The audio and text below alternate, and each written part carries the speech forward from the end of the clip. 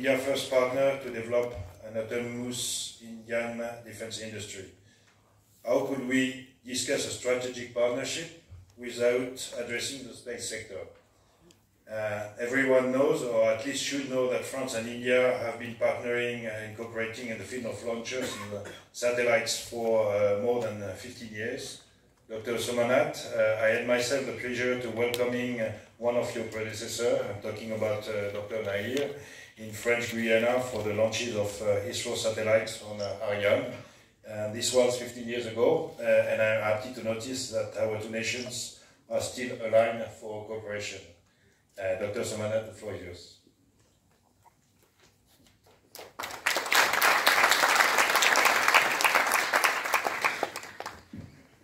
Good morning, all of you. Honorable Minister, Mr. Naidu, the dignitaries on the dais, including Ambassador France to India, the GIFAS President, Managing Director of GIFAS, General from French Minister of Defense, as well as the Major General from India, and all the industry leaders from India and France. My greetings to you all. I think lots have been told about the work we did between France and India in many sectors, and I am also very happy to share the long-standing tradition of connection that existed between India and France. And it's quite a long 6 decades of work, starting from the day that we started the space program, sending small sounding rockets. At that time itself, there was a strong connection between India and France. And beyond that, we have been working together to build the liquid engine, the GIFAS, just mentioned about it. We still continue to be an engine that we work on. Of course, France stopped it and moved on. But then in the spacecraft building, I think we have been really successful in joint missions. The megatropics, the Saral were very testimony for the joint work of development. And the recent one which we have started working on is the Trishna, the thermal imaging spacecraft, where we will be building and launching in another few years. I think all of this indicate the type of connection that we have with the space sector in France and also the space agency. In recent times, we have been discussing many topics in the space domain, including the human space flight. I'm really happy to know that there are a lot of engagement in this area, specifically in the domain of space medicine. And we thank the agency in France for helping us in understanding the critical issues involving that domain.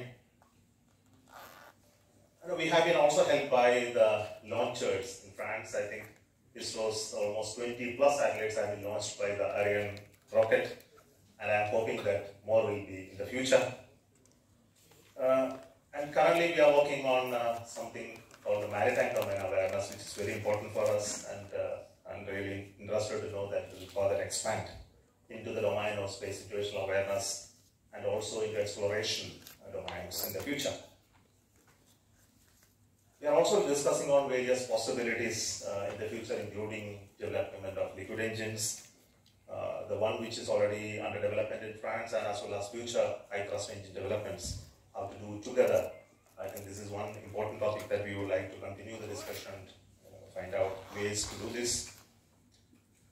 And this all happens at the backdrop of what we have been envisioning for our space program in the future. I think all of you are aware that recently Honorable Prime Minister has announced the cabinet decision of expanding our exploratory program, including our human space program, to continue with more missions, building International Space Station class space station in the future. We just announced our first module to be launched by 2028 and build it at a later point in time with a bigger space station.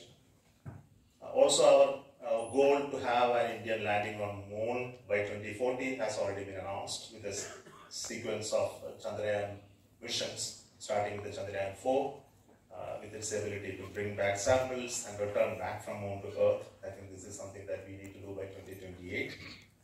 And also the missions to Venus and other scientific missions has also been announced.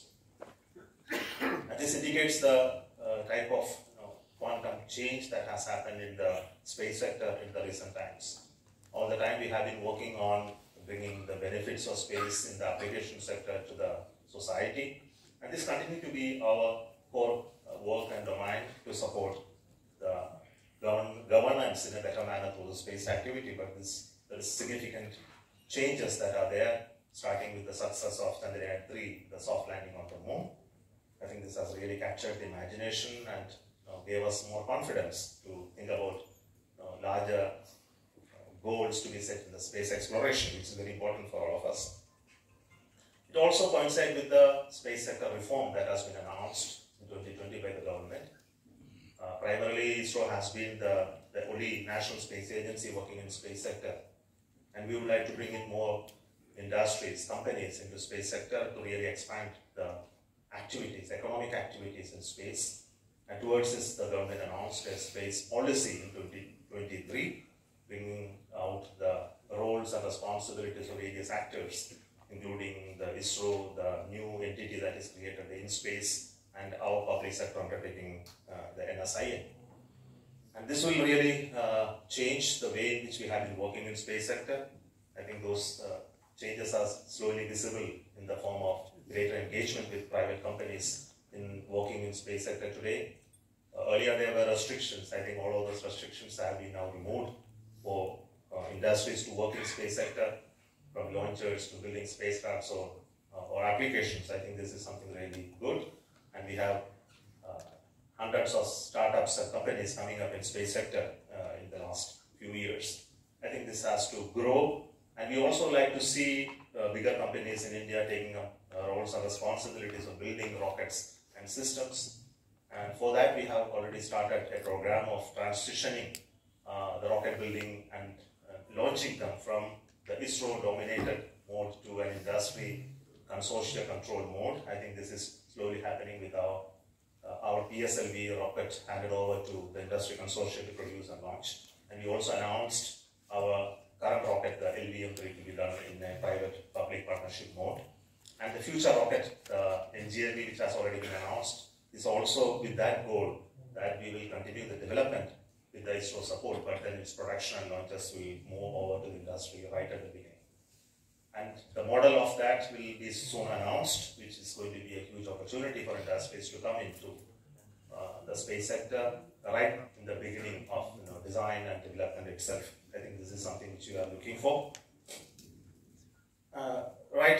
With the industry delegation of this size coming over to India, and I'm very happy to note that many of them are our friends, long-term friends. I think we will be having a great opportunity to connect not only with the defense side, but also with the space side and other domains. And thanks so much for GIFAS as well as the Indian Embassy of France in organizing this Space Day. And I look forward to very fruitful engagement and discussions throughout this session as well as outside as well. And this is really a milestone event, as has already been told in 2018. What happened here in the same hall, I think, should repeat, to have a greater amount of connections between industries in France and India. I think the space ecosystem in India is growing with new actors coming in, new confidence being shown by the industries to take up challenges in this sector. I think the opportunity is really great, especially with such a wonderful cooperation that existed and open, a very friendly engagement that we had in the past. I'm sure it will continue in the future. And thanking so much for this opportunity to invite me here. I think we are all happy to host you when the delegation visits ISRO's facilities on 10th, and we will have a fruitful discussion in the coming days. Thank you so much for this great opportunity.